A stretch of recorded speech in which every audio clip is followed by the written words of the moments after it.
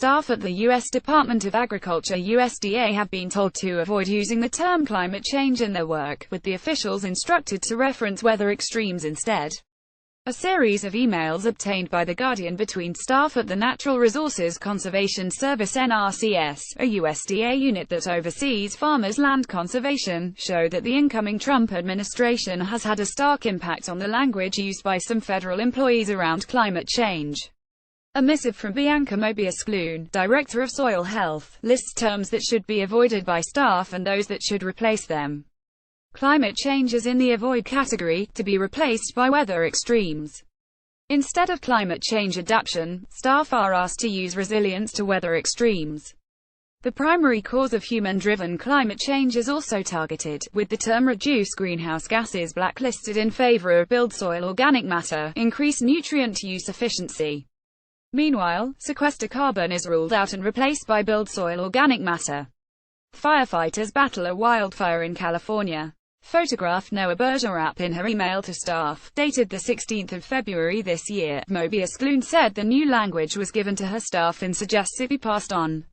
She writes that we want change the modeling, just how we talk about it. There are a lot of benefits to putting carbon back in the sail sick. Climate mitigation is just one of them, and that a colleague from USDA's public affairs team gave advice to tamp down on discretionary messaging right now. In contrast to these newly contentious climate terms, Mobius-Clune wrote that references to economic growth, emerging business opportunities in the rural U.S., agro-tourism and improved aesthetics should be tolerated if not appreciated by all. In a separate email to senior employees on the 24th of January, just days after Trump's inauguration, Jimmy Bramblett, deputy chief for programs at the NRCS, said it has become clear one of the previous administration's priority is not consistent with that of the incoming administration. Namely, that priority is climate change. Please visit with your staff and make them aware of this shift in perspective within the executive branch. Bramblett added that prudence should be used when discussing greenhouse gases and said the agency's work on air quality regarding these gases could be discontinued. Other emails show the often agonized discussions between staff unsure of what is forbidden. On the 16th of February, a staffer named Tim Hafner wrote to Bramblett, I would like to know correct terms I should use instead of climate changes and anything to do with carbon. I want to ensure to incorporate correct terminology that the agency has approved to use. On the 5th of April, Suzanne Baker, a New York-based NRCS employee, emailed a query as to whether staff are allowed to publish work from outside the USDA that use climate change.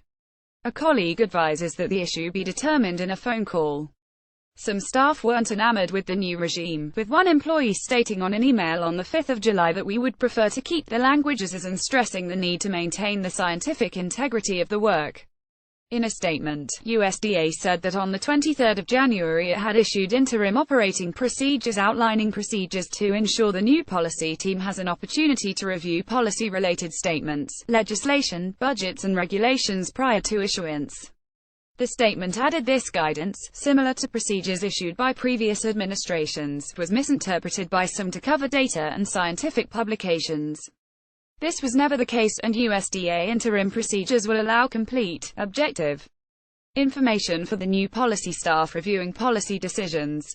Kaveh Sadegzada of the Natural Resources Conservation Service added that his organization has not received direction from USDA or the administration to modify its communications on climate change or any other topic.